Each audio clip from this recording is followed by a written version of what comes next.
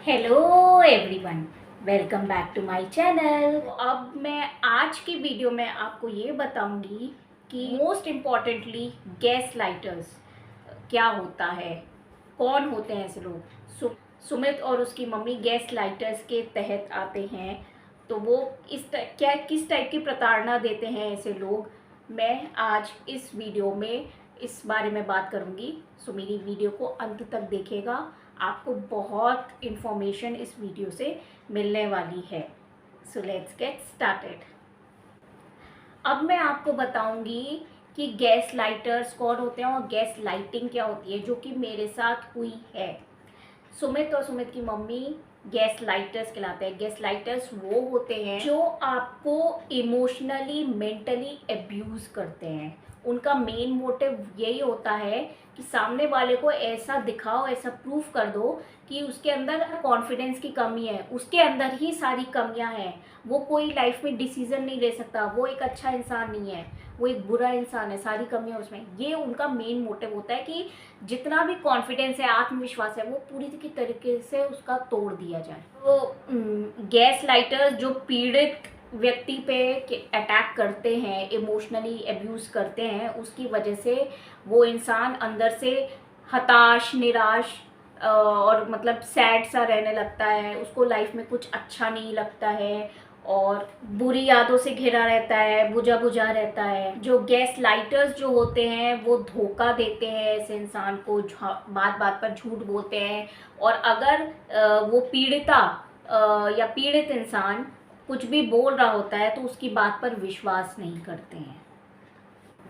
ऐसे gas lighters लोगों का मेन मोटिव ये होता है कि वो सामने वाले इंसान को डरा के धमका के रखना चाहते हैं। वो चाहते हैं कि जो हम चाहें, जैसा हम चाहें, सामने वाला बिल्कुल वैसा ही करे, उनके हाथ की कठपुतली बन जाए। वो सामने वाले इंसान को पूरी तरीके से अपने कंट्रोल में कर लेना चाहते हैं। तो अब मैं अपने कुछ इंसिडेंट्स बताती हूँ आपको कि अच्छा, सुमित का एटीट्यूड ऐसा रहता था हमेशा कि वो कभी भी शांति से खाना खा ही नहीं सकता था, एक टाइम का कभी भी नहीं। वो और उसकी मम्मी हमेशा खाने पे डिस्कस करते थे। आज दोनों एक दूसरे को बोलते थे, आज नमक ज़्यादा है, आज नमक कम है, हल्दी ज़्यादा है, हल्दी कम है, मिर्च कम है, मिर्च ज़्यादा है, तुरई के मिठासपन कम है। ओ गॉड, एंड हर चीज़ तो आज अच्छा नहीं बना खाना, इस टाइप से मतलब हर चीज़ पे डिस्कशन होता था, हर रोज़ डिस्कशन होता था। एंड मतलब मेरे को एक बात चलो समझ में आती है, कोई एक दो दिन बोल दे ये ठीक है ना, लेकिन रोज़ाना ये चीज़ को बोलना, ये तो बहुत गलत है। मैंने तो ऐसा कभी एटीट्यूड कभी किसी और का देखा ही नहीं था कि हर रोज़ रोज़ाना पे इन सब चीज़ों को लेके चर्चा हो। और सुमित ने एक बार बोला भी था, मैं क्या शांति से खाना खा लूँ? अरे भाई हाँ, शांति से ही खाना खाना चाहिए। बड़े बुजुर्गों की बात नहीं सुनी है कि शांति से खाना खाओ, कभी भी खाना खाते समय बोलना नहीं चाहिए। इस चीज़ को तुमने, अगर तुम इतना मतलब जैसे पुराने ख्यालात के और रीति रिवाज को मानने वाले हो, तो भाई ये बात तो तुम्हें ध्यान रखनी ही चाहिए थी। किसी का चिड़चिड़ापन होना मुझे तब समझ में आता है अगर मान लो खाने में कंकड़ निकल गया, बाल निकल गया, तो एक बार को आप बोल सकते हो कि यार ये तुम क्या देख दाख के नहीं बनाती हो क्या खाना, कि अरे ये कंकड़ निकल गया या बाल निकल गया। तब एक बार को झुंझलाहट हो, मुझे समझ में आता है।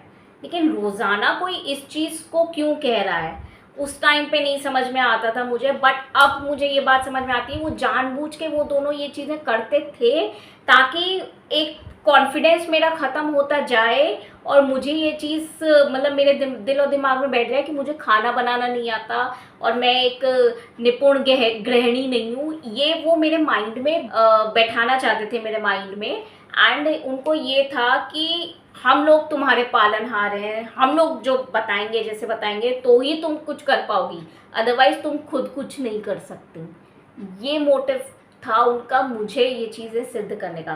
मैं एक गैस लाइटिंग का इंसिडेंट बहुत बताती हूँ मैं कि अगस्त का टाइम था, रक्षाबंधन का टाइम था। उस टाइम पे अमित भैया, सुमित के बड़े भाई जो थे, वो भी आए हुए थे।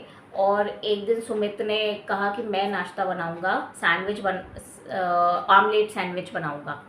तो उन्होंने बनाया। अब सुमित को 4-5 महीने मेरे साथ रहते हुए हो गए थे, तो ऑब्वियसली पता था कि मेरी डाइट कितनी है है ना। मैं एक ही सैंडविच खा सकती थी, मेरी इतनी ही डाइट थी एक टाइम पे। तो अब उसने 2 सैंडविच मेरे क्यों बनाया मुझे तो ये नहीं समझ में आता। एंड वो सैंडविच मैंने उसी टाइम पे बोल दिया था मैं एक ही खाऊंगी जब बन के आ गया था, और वो ऐसे ही सुबह से लेके शाम तक ऐसे ही पड़ा रहा। ठीक है। अब शाम को ऐसे ही 4 बजे के आसपास मैं ऊपर जा रही थी अपने कमरे में, एंड मैंने सीढ़ी पे देखा था कि मेरी जो सास थी वो उसी सैंडविच की प्लेट के ऐसे उठा के देख रही थी। एंड उस टाइम तक भी आई वॉज लिटरली, मैं इतना शार्प माइंडेड नहीं हो पाई और मैं इतना तेज तरार कनिंग नहीं हो पाई। आज मुझे लगता है कि मेरे को उस टाइम पे उनको देखना चाहिए था या वॉच करके उनकी कुछ वीडियोग्राफी फोटोग्राफी करना चाहिए था मुझे। तो क्या हुआ, जब मैं उस समय तो ऊपर सामान लेके लेके चली गई, जब मैं वापस आई तो 1 घंटे बाद, तो वो सुमित के सामने और अमित भैया के सामने बोलती हैं कि वो सैंडविच ख़त्म हो गया है, वो कहाँ गया। तो सुमित और अमित भैया ने बोला होगा कि वो छछूंदर हो सकता है लेके चले गए हों। नहीं, प्लेट हटी हुई है उस पर, मेरी जो सास है ना वो बोलती हैं ऐसे। तो फिर सुमित मेरे से बोलता है अगर तुमने खा लिया है तो तुम बोल दो ना कि तुमने खा लिया है। मैं मतलब इससे ये पता चलता है कि सुमित को लिटरली एक तो उसकी ये ऑब्जर्वेशन नहीं है कि मैं कितना खाती हूँ, उसने ये भाप नहीं पाया पहला। दूसरा, उसको मेरे ऊपर विश्वास नहीं है, उसको ये लगता था कि मैं मतलब चोरी छुपा के खा सकती हूँ। अगर कसम खुदा की मैंने कभी ज़िंदगी में कभी मुझे खाने की कमी नहीं हुई है भगवान की कृपा से, और ऐसी नौबत ही नहीं आई है कि मुझे चीज़ें छुपा छुपा के खानी पड़ी, है ना। वो मेरी फितरत में ही नहीं है। तो इस टाइप का इल्ज़ाम लगाना कि मेरे को ऐसे दोषी ठहराना मेरी सास का कि ये चोरी छुपे खाती है, उस टाइप पे वो ऐसी इमेज पोर्ट्रे करना चाहती थी सुमित के सामने और अमित भैया के सामने मेरी। बट अगर मैंने उस दिन वीडियोग्राफी बना ली होती तो मैं क्लियर कट उनको दिखा देती उनके मुंह पे कि ये सैंडविच जो था ये मेरी सास ने खाया है। एंड वही बात है ना कि मैं इतना चपल चालाक चतुर नहीं थी। एक चीज़ जिससे मतलब इतना ज़्यादा इरिटेशन होती थी मुझे कि रोज़ाना 6 महीने तक जब तक उनके घर में मैं रही हूँ, मेरी सास कभी भी मुझे खुद से खाना बनाने देती ही नहीं थी। ठीक है। हर रोज़ हर समय, चाहे दोपहर का टाइम हो चाहे रात का टाइम हो, घुसती ज़रूर थी और ये बोलती थी ये बर्तन मत लो, वो बर्तन मत लेना, ये लेना। अब मैं कटहल काट रही हूँ, एक इंसिडेंट के तौर पे बताती हूँ आपको। तो कटहल काटते समय तेल लगाती हूँ, तो एक पे बोलती है ये तेल सब्जी में डाल देना। ऑब्वियसली मतलब मैं सब्जी में ही डालूँगी यार, फेंक तो दूंगी नहीं उस चीज़ को। फिर वो कटहल का प्याज पिसा हुआ था, तो वो पिसा हुआ प्याज है ना वो उसको ले लेना। तो ऑब्वियसली वो ही इस मसाले के लिए लूँगी ना मैं, कहीं आसमान से तो टपक के तो आ नहीं जाएगा प्याज। तो ऐसी इलॉजिकली वाली बातें करती थी और घुसना ज़रूर होता था। एंड वो अगर कभी मैंने दूध से मलाई उतारी और कोई कटोरा ले लिया अपने मन से, तो इस पे ये ज़रूर बोलती थी कि ये कटोरा क्यों लिया, वो लेना चाहिए था। अरे अरे यार, मलाई अगर इस कटोरे में उतार दी तो क्या हो गया, मुझे ये नहीं समझ में आता। और फिर उसके बाद कोई भी चाय का बर्तन अगर मैंने कोई ले लिया, ये बर्तन मत लो, ये चाय का बर्तन मत लो, ये दूसरा लेना, ये फ्राई पैन लो या ये भगोना लो। हे भगवान। एंड लिटरली कोई 1-2 दिन की बात हो चल जाता है, ठीक है मैं मानती हूँ, लेकिन लगातार रोजाना 6 महीने तक दोनों टाइम तीनों टाइम कोई अगर आपको कॉन्स्टेंटली ये सब चीज़ें बोलता रहे, कैसा लगेगा। ये जो भुक्तभोगी होगा ना वो ही फील कर सकता है ये पेन। लिटरली किसी को आप कुछ बनाने ही ना दो अपने मन से, हाँ, और उसको अपना दिमाग ना यूज़ करने दो। अपनी गृहस्थी सौंपना ही नहीं चाहती थी मुझको। ऐसे ही एक दिन मेरे को बोल रही कि ये चीज़ें ढक के रख देना, ये खाना ढक के रख देना। मतलब मुझे समझ में नहीं आता लॉजिक कि मुझे लापरवाह घोषित करना चाहती थी, सिद्ध करना चाहती थी। कोई मेरे साथ रहेगा तो उस इंसान बहुत अच्छे से ऑब्जर्व कर सकता है कि मैं लापरवाह तो बिल्कुल नहीं हूँ।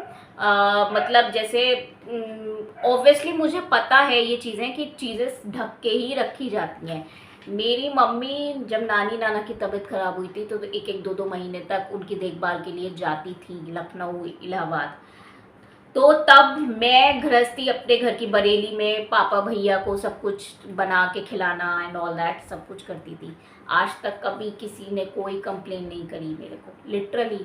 एंड ये तो मतलब तो ये चीज़ें छोटी छोटी चीज़ें बोलना कि तुम ये ढक के रख देना, ऑब्वियसली ढक के रखूँगी, कौन सी चीज़ खुली छोड़ दूँगी। और ये तो सबको ही पता होता है, कुछ भी छछुंदर है, कुछ भी कीड़ा है, कोई भी गिर जाएगा। तो ये सब बातें क्या बता रही हूँ मेरे को। 30 साल की हुई थी तब जब शादी हुई थी मेरी 2022 में। मैं तो एक दिन मेरा इंटेंशन ऐसा था कि मैं अपनी सास को और सुमित को खुश रखूँ, और इसलिए मैं मैंने सुमित से कपड़े मांगे थे कि आप अपने कपड़े दे दो और मैं प्रेस करती हूँ। तो इस पे मैं जब उनकी पैंट प्रेस कर रही थी तो मेरे को बच्चों की जैसे जैसे 2 साल के बच्चे हों उसको क्रीज कैसे सही करनी है, कैसे उसको सजाना है, वो मेरे को बताने लगी। मेरी जगह कोई भी औरत होती ना, कोई भी बहू होती, लिटरली कहती खुद कर लो, मैं नहीं करूँगी, मेरे को बड़े बताने चली, ऐसे बोल सकती थी। मैंने चुपचाप कर देती थी, जैसा जैसा वो करती थी। वही बात है ना, लगातार कॉन्स्टेंटली कुछ भी काम करो उसमें उनको घुसना है, बहुत इरिटेटिंग लगता है ये, बहुत इरिटेटिंग। अब मैं आपको वो बताती हूँ कि एक दिन मैंने इनके लिए मैगी बनाई थी सबके लिए नाश्ते के टाइम पे, एंड पहली बार बनाई थी शादी के बाद जब मैं गई थी। तो उस पर मुझे नहीं पता ऑब्वियसली कि आप सूखी खाती हो कि गीली खाती हो, है ना। आपको बताना चाहिए था स्पेसिफिकली कि मेरे गीली ही रखना, क्योंकि मुझे गीली पसंद है। अगर कुछ मतलब आपको स्पेसिफिकली कुछ चीज़ चाहिए होती तो आप बोलोगे ना, पर उन्होंने नहीं बोला। जब मैं मैगी बना के ले आई तो अब उस पर वो ठीक ठाक थी, ना बहुत गीली थी ना बहुत सूखी थी, मतलब ठीक थी, एवरीडे तो नॉर्मल चीज़ थी। बट उन्होंने इस बात का इतना इशू बढ़ाया, आप समझ लो आधे घंटे का एक डेली सोप का एपिसोड बन सकता था, लिटरली कसम खा के बता रही हूँ मैं। मेरे को वो इंसिडेंट रिकॉर्ड करना चाहिए था। एंड सेम ऐसी एक दिन मैं लैया बना के आई थी, और लैया में इन्होंने बात का बतंगड़ बनाया था कि अरे नमक डाल देती हो, लैया में कोई नमक पड़ता है, नमक नहीं पर नमक तेज हो गया, नमक हो गया तेज हो गया। और इस बात का उन्होंने आधे घंटे तक वो बनाया है ऐसी ही मैगी का कि हमें गीली पसंद है और तुमने गीली नहीं बनाई बिल्कुल, और बता हमसे सूखी मैगी नहीं खाई जा रही है कि हमारे लिए झेल हो गया है, ये हो गया। Oh God, I was literally shocked. मतलब कसम से वो दोनों इंसिडेंट मुझे रिकॉर्ड करने चाहिए थे। बट वो ये ना, उस टाइम तो नई नई शादी हुई थी, मुझे लिटरली पता ही नहीं था कि ये इतना नॉन एडजस्टिंग और इतना इनकन्वीनियंस वाली औरत होंगी कि इतना बात का बतंगड़ बनाएंगी इस चीज़ का। एंड कसम खुदा की कह रही हूँ, वो जो लैया थी वो इतनी डिलीशियस थी, मैं तो चटकारे ले लेके खा रही थी भाई, इतनी अच्छी थी। और मैं हमेशा थोड़ा सा जब मैं भूनती हूँ लैया तो नमक हल्का सा डालती हूँ, एंड मेरे को अच्छा लगता है सिंपली। अब वही बात है ना, अगर उन्हें नहीं पसंद था नमक, कभी वो नहीं डालती थी, तो उन्हें बताना चाहिए था। क्यों नहीं बताया मुझे नहीं पता। और फिर अब जब मैं बना के ले आई हूँ तो उस बात का इशू क्यों बना रही है, गॉड नोस, उनका नेचर ही ऐसा ही है। अब एक इंसिडेंट ये है गैस लाइटिंग का, कि एक दिन सुमित ने मेरे से बोला कि मैं तो कभी कभार मम्मी को भी अपने बोल देता हूँ कि रसा बढ़ा लीजिए, वो तो मेरे को कुछ नहीं कहती हैं, और है ना।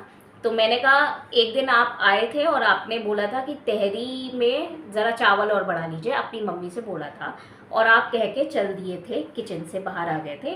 तब आपकी मम्मी ने बोला था अब बड़े आए हमें बताने वाले, हमें ना बताने वाले ऐसे करके बोला था।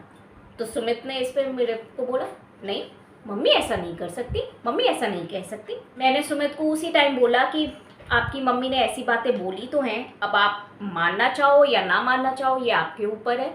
सो ये वाला इंसिडेंट ये पूरी तरीके से दर्शाता है कि सुमित को मेरी बातों पर विश्वास नहीं था। वो कुछ भी कह लूँ उसको विश्वास नहीं होता था, समझ में नहीं आता था, फ़र्क नहीं पड़ता था। अच्छा एक दिन क्या हुआ, मेरी बहुत तबीयत ख़राब हो गई थी, लूज़ मोशन हो गए थे मेरे को, और फीवर हो गया था, बहुत कपकपी आ रही थी मेरे को, ठीक है। तो उसमें भी मैंने सुबह की चाय अपनी सास को बना के दी एज़ यूजुअल, एंड तबीयत ख़राब होने पर भी। एंड फिर क्या हुआ, उस पर मैं जैसे ही बैठी चाय लेके आई, मेरी सास ने सबसे पहले जो बात कही वो कही, इतनी कम चाय देती हो तुम, चाय भी नहीं भर के दे सकती हो मेरे को। तो वो ऐसे दिखाना चाह रही थी, ऐसे बोलना चाह रही थी जैसे मैं रोज़ाना उनको कम चाय देती हूँ। अगर कोई इंसान बीमार है तो एक इंसानियत होने के नाते सबसे पहला सेंटेंस आप उससे क्या बोलोगे कि अरे कैसी तबीयत है, क्या हो गया, अब तुम बेटर फील कर रही हो, नहीं कर रही हो, या किस हाल में हो। सबसे पहला रिएक्शन यही होता है इंसान का। एंड वो उनके अंदर इतना इंसेंसिटिव है वो कि उनको कुछ दिख नहीं रहा है कि उसकी तबीयत खराब है क्या है। माइट भी तबीयत खराब होने की वजह से मैंने इतना ध्यान नहीं दिया हो कि मैंने कप पूरा नहीं भरा हो, ये हो सकता है। या चाय कम बनी हो सकती, कुछ भी हो सकता था उस टाइम पे। बट कुछ सोचना नहीं, सीधे ब्लेम कर देना कि चाय भी भर के नहीं दे सकती हो, और टोन ऐसी हमेशा। तो कितना खराब लगता है, कितना बुरा लगता है यार, एक बीमार इंसान को तुम ऐसे बोलो। वो तुम्हारी बीमारी में भी चाय बना के ला रहा है, you should be thankful to that कि इतनी अच्छी बहू मिली है कि इतनी परवाह कर रही है यार। एंड लिटरली बताऊं तो अगर मैं इस कंडीशन में, जो उस दिन मेरी कंडीशन थी, लूज मोशन हो रहे थे और मेरा फीवर हो रहा था, इतनी कमज़ोरी अंदर से मैं फील कर रही थी उस दिन, और उसमें भी मैंने चाय बनाई। मैं अपने मायके में होती, मेरे मम्मी पापा मेरे को बिस्तर से ना उठने देते बिल्कुल, लिटरली काम करना तो बहुत दूर की बात रही, कुछ भी कोई सा भी लेटे रहने देते। एंड सबसे पहले मेडिसिन के लिए मेरे से पूछते, लाड़ प्यार करते मेरे मम्मी पापा की। बताएं, वही बात है ना कि माँ बाप से ज़्यादा प्यार ज़िंदगी में कोई नहीं कर सकता, ये फैक्ट बात है। एक दिन मैं नमक अजवाइन के पराठे बना रही थी और आटा मड़ा हुआ था, उस मड़े हुए आटे के बना रही थी। तो क्या हुआ, एकदम से मेरी सास आई किचन में और उन्हें लगी जैसे मैं बना रही थी, ऐसे मत बनाओ नमक के पराठे। उन्होंने आओ देखा ना, था ढेर सारी इतनी अजवाइन डाली सारे आटे में, पूरा नमक डाला, ऐसे झगड़ो और एकदम से आटा ऐसे गूंदने लगी, और फिर तुम हटो करके पराठे बनाने लगी। कसम खुदा की, ओ गॉड, वो अजवाइन इतनी ज़्यादा उन्होंने फुअड़ तरीके से डाल दी थी कि एकदम कड़वाहट सी उस पराठे में आ गई थी। लिटरली मैंने इतना ख़राब पराठा ज़िंदगी में कभी नमक का नहीं खाया होगा, आई स्वेयर टू गॉड। मतलब उस दिन मुझे पता चल गया था, ये शादी के कुछ ही मतलब दिनों की बात है, शुरुआत के दिनों की बात है। उस दिन मुझे समझ में आ गया था कि इनको खाना बनाना नहीं आता, मेरी सास को, और कौन सी चीज़ किस मात्रा में, किस अंदाज में पड़नी चाहिए इसका अंदाज़ा नहीं है। ये मैं क्लियरली ऑब्जर्व कर लिया था, भांप लिया था मैंने। ऐसे ही एक बार इन्होंने कढ़ी बनाई थी, तो मेरी कढ़ी, मैं आपको चैलेंज, दुनिया में किसी को भी चैलेंज कर सकती हूँ, मेरी हाथ की कढ़ी खा के देख लो, मज़ा आ जाएगा आपको। फिलहाल let's coming back to the topic. इनकी मम्मी ने सुमित की बनाई कढ़ी, और उनका नाप इतना कि इतनी ढेर सारी कढ़ी बना के रख दी। मैंने 2 टाइम खा ली, सुमित की मम्मी ने 2 टाइम खा ली, एक किराएदार ऊपर रहते थे उनको खिला दी, उसके बाद भी वो बच गई। इतना कढ़ी कौन बनाता है यार। मेरी कढ़ी मुश्किल से 2 टाइम, उससे ज़्यादा नहीं चलेगी। ना किसी से भी पूछ लो, जो मेरे साथ रहा होगा वो बहुत क्लियरली बता देगा कि मेरा नाप बहुत अच्छा है, अंदाज़ा बहुत अच्छा है चीज़ों को खाना बनाने का। ये नहीं है कि मैं खुद ही की बहुत बढ़ाई चढ़ाई कर रही हूँ, I am just talking about the facts, okay. ऐसे ही सुमित की मम्मी को ये अंदाज़ा भी नहीं है कि मतलब कौन सी चीज़ कब क्या कैसे बननी चाहिए। सुबह के टाइम पे सूखी कटहल एक दिन खाया, उसी दिन रात को रसे का कटहल बना। कटहल खा खा के इंसान बोर हो सकता है, एक ही डिश को आप सूखा रसा क्यों कर रही हो। तो ये चीज़ नहीं समझ में आ रही है। मेरे को बनाने को बोल दिया, ये दोपहर में सूखी बनाओ, रात में रसे की बनाओ। अब वो अपना चलाने में लगी रहती थी, तो भैया हम कर देते थे शांति से उनके मन की बात। अच्छा, एक दिन मैंने क्या किया था कि सुबह के टाइम पे तहरी बनी थी, और थोड़ी सी तहरी रात के टाइम पे बच गई थी, और रात में एग करी बनी थी, तो एग करी के साथ मैंने चावल बना लिए थे। तो अब इस पे सुमित की मम्मी बोलती हैं कि चावल क्यों बना लिए एग करी के साथ, तहरी के साथ खा लेती। Can you believe it man, egg curry के साथ तहरी कौन खाता है, कभी किसी को खाते हुए सुना है। खाना तो छोड़ो, कोई सोच भी नहीं सकता इस चीज़ को। एंड मैंने कहा मैं तो नहीं खा सकती एग करी के साथ तहरी, इसलिए मैंने चावल बनाए। अब जब बन गए थे तो वो क्या ही बोलती, लेकिन इतना मुझे फैक्ट की बात है, अगर मैंने पूछ के बना लिया होता शायद उस दिन, या डेफिनेटली कहती कि नहीं तहरी से ही खाना पड़ेगा, तहरी से ही एग करी खाओ, या फिर एग करी से सिर्फ रोटी खाओ, चावल नहीं बनेंगे। एक दिन मैंने नाश्ते में सूजी के चीले बनाए थे मेरे लिए और मेरी सास के लिए। सुमित गए हुए थे गुड़गांव, ठीक है। 2 चीले मैंने अपने लिए बनाए थे, 2 चीले अपनी सास के लिए बनाए थे। 3 चीले ठीक बने थे, 1 चीला थोड़ा सा टूट गया था बनाते वक्त, है ना। बट मैं always I am a kind hearted person, तो मैंने दोनों अच्छे चीले सुमित की मम्मी को दे दिए और एक जो थोड़ा टूट गया था वो मैंने अपने आप ले लिया। लेकिन ऑब्वियसली वो तो सास है, तो वो तो जब देखेंगी देखने के बाद बोलेंगी भी। उस दिन तो बड़े आराम से हम दोनों ने नाश्ता कर लिया। लेकिन जब सुमित आ गए गुड़गांव से तो उसके बाद बोलती हैं इन्होंने तो चीले बनाए थे, चीले टूटे हुए बनाए थे। ये उसको मिर्च मसाला लगा के सुमित के आगे बोल दिया, ये दिखाने के लिए कि इनसे तो चीले भी ढंग से नहीं बनते हैं, इनको तो कुछ करना नहीं आता है आस्था को। मोटिव ये सब बातें करने का ये था कि मैं घर चला रही हूँ, मैं गृहस्थी चला रही हूँ, आस्था को कुछ नहीं आता है, उसको तो सब कुछ बताना हमें पड़ रहा है, तो घर गृहस्थी चल पा रही है, वो तो बेकार लड़की है, उसको कुछ नहीं आता है। उसके वो धीरे धीरे करके सुमित के माइंड में ये चीज़ फीड अप कर देना चाहती थी ताकि हमारे बीच में मिसअंडरस्टैंडिंग हो, मेरे और सुमित के बीच में लड़ाइयाँ हो और धीरे धीरे ये रिश्ता टूटे। सो ऑब्वियसली सी बात है, अगर एंड सुमित का माइंड ऐसा था कि वो कभी भी अपना दिमाग नहीं चलाते थे, मतलब उनको हाँ यही लगता था कि हाँ आस्था में ही कमी है, वो भी मतलब कई तरीके से मानते थे, वो मुझ पे भरोसा नहीं करते थे, विश्वास नहीं करते थे। तो ऑब्वियसली जहाँ पे नींव प्यार की और ट्रस्ट की कमज़ोर है तो वो रिश्ता नहीं चल सकता। फिर वो आपको ट्रस्ट करना पड़ेगा, तभी कोई रिश्ता आगे बढ़ सकता है। नींव कमज़ोर है तो कुछ नहीं हो सकता। ये कुछ इंसिडेंट्स ऐसे थे जिससे मतलब इतना ज़्यादा मैं अफेक्टेड हो गई थी एक टाइम पे कि मुझे ये चीज़ फील होने लगी थी, खुद पे डाउट आ गया था। मतलब वो दोनों कामयाब हो गए थे मेरा कॉन्फिडेंस को हिलाने में, एंड मेरे को ये फील होने लगा था कि क्या तरीके से, और ऐसा भी लगता था कि क्या मैं किसी को खुश नहीं रख सकती। एक सेल्फ डाउट, एक सेल्फ कॉन्फिडेंस की कमी मेरे अंदर होने लगी थी, स्टार्ट होने लगी थी। एंड मैं बहुत बुझी बुझी रहने लगी थी और बिल्कुल ना खुश थी, हर समय सहमी सहमी सी रहने लगी थी, एंड दिल हमेशा भरा भरा सा रहता था मेरा। मतलब थबक थबक के कब रो पड़ूँ मुझे खुद को ही नहीं पता होता था, वो सिचुएशन मेरे अंदर आ गई थी। एंड ज़िंदगी एकदम बोझिल सी लगने लगी थी। गैस लाइटिंग जो होता है वो एक अच्छे भले इंसान को बहुत बुरी तरीके से ट्रॉमेटाइज्ड कर देता है।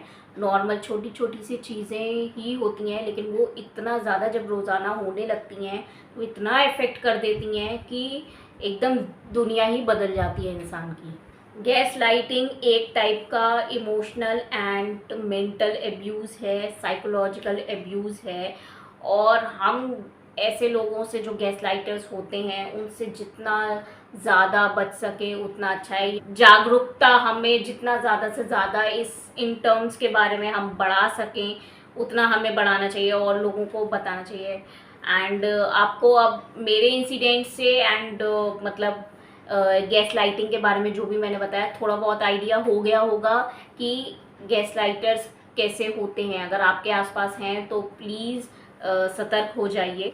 अगर हम इस गैस लाइटिंग के कॉन्सेप्ट को अच्छे से समझ लें तो हम बहुत से लोगों को इन सब के बारे में बता सकते हैं और उन सब जो इस चुंगल में फंसे हुए हैं उनको बाहर निकाल सकते हैं। मेरे इन इंसिडेंट से एंड एक्सपीरियंसेस जो मैंने आपको अभी अपने शेयर किए इस वीडियो में, उनसे आप सब समझ सकते हैं कि अगर आप किसी गैस लाइटर के आसपास हैं, उनके कांटेक्ट में हैं, तो आपको कैसे मतलब रहना है। अब मैं इस बारे में आपसे बात करूँगी।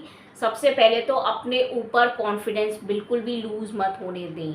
सबसे पहले तो ये समझने की कोशिश कीजिए कि कमी आप में बिल्कुल भी नहीं है। ये एक्चुअली सामने वाला इंसान आप प्रिटेंड ऐसे करता है, आपको दिखाता ऐसे है कि सारी कमियां आप में हैं, आप किसी भी चीज़ के लायक नहीं हो, काबिल नहीं हो और आप दुनिया के सबसे बेकार इंसान हो, ऐसा आपको दिखाने की कोशिश करता है। तो ऐसे लोगों से या तो आप कोशिश करें कि उनसे पूरी तरीके से कांटेक्ट ख़त्म कर दें, रिश्ता ख़त्म कर दें। और अगर बाई चांस या किसी मजबूरी के तहत आप ऐसा नहीं कर सकते कि आप उनसे रिश्ता तोड़ सकें, उनके साथ ही रहना आपकी मजबूरी है, तो फिर आपको जागरूक होना पड़ेगा। आपको एकदम अपने ब्रेन और माइंड को एकदम शार्प करना पड़ेगा, स्मार्ट करना पड़ेगा। आपको हर चीज़ का रिकॉर्डिंग, वीडियोग्राफी करनी पड़ेगी। ऐसे लोग क्या करते हैं कि जैसे मान लो मेरे केस में ये हो सकता है, अब मैंने तो कुछ नई वीडियोग्राफी वगैरह करी, लेकिन ऐसा हो सकता है कि कई बार नमक या हल्दी वगैरह, पानी वगैरह सुमित ने या उसकी मम्मी ने बढ़ा दिया हो मेरे खाना बनाने के बाद, और फिर इल्ज़ाम मेरे ऊपर लगा दिया कि तुम ऐसा करती हो। तो ऐसा हो सकता है। तो अगर आपके पास वीडियोग्राफी होगी इस चीज़ की, तो आप प्रूफ कर सकते हो कि सामने वाला ये षड्यंत्र कर रहा है, आप में कमियां नहीं है, आपने ठीक खाना बनाया था। खाना एक एग्जाम्पल है, ऐसा किसी भी फील्ड में हो सकता है, किसी भी चीज़ के लिए हो सकता है। खुद की आप वीडियोग्राफी करें तो आप प्रूफ कर सकते हो कि आप इनोसेंट हो, आपके अंदर कोई कमी नहीं है, आपने हर चीज़ परफेक्ट तरीके से की है। लास्ट में मैं यही बोलूँगी कि गैस लाइटिंग एक बहुत ही गंभीर चीज़ है, प्रॉब्लम है, मेंटल एंड इमोशनल ट्रॉमा है जो एक इंसान दूसरे इंसान को देता है अपने एक्ट्स के थ्रू, अपनी बातों के थ्रू, ठीक है।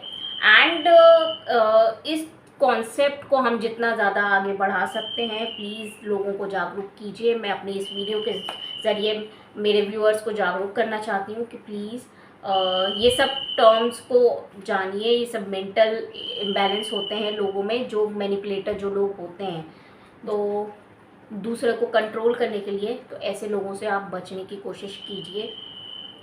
और वो ये इसका यही तरीका है कि आपको खुद को सिद्ध करना पड़ेगा कि आप बिल्कुल सही हो, आपकी इंटेंशन सही है, आप एकदम परफेक्ट हो। और वो ऐसे ही हो सकता है कि वीडियोग्राफी करो और रिकॉर्डिंग वगैरह करो, जितना टेक्नोलॉजी का इस्तेमाल कर सकते हो उतना करो। ये बाकी अगर आप एक नॉर्मल इंसान के साथ रह रहे हो, तो जितने भी मैंने इंसिडेंट्स अभी बोले हैं वो सब लाइफ में आपके होंगे ही नहीं। ये सब चीज़ें, ये इंसिडेंट्स मेरे साथ हुए ही इसलिए कि मुझे नीचा दिखाया जा सके, मेरे को मतलब जैसे वर्दीलेस बिल्कुल कि तुम तो बेकार हो, दुनिया की सबसे बेकार लड़की हो, वो चीज़ मेरा कॉन्फिडेंस हिलाने के लिए ही ये सारे इंसिडेंट्स हुए थे। ये बातें उस टाइम पे नहीं समझ में आती थी जब मैं साथ में रहती थी, लेकिन अब मैं इस चीज़ को बहुत अच्छे से जान गई हूँ जब मैंने ये चीज़ें एक्सपीरियंस की। तो ये थी मेरी आज की वीडियो, कैसी लगी आपको प्लीज़ बताइएगा। एंड अगर आप लोग किसी गैस लाइटर के चुंगल में हो तो प्लीज़ कोशिश कीजिएगा कि उससे बाहर निकलिए, और कमेंट सेक्शन में मुझे बताइए कि आप लोग भी ऐसा कुछ फेस कर रहे हो, तो भगवान ना करे किसी और को जो मैंने फेस की हैं वो सब प्रॉब्लम्स आप लोग को फेस करनी पड़े। तो ऐसे ही मेरे वीडियोस को लाइक करते रहिए, कमेंट करते रहिए, शेयर करते रहिए। Bye bye, thank you for watching.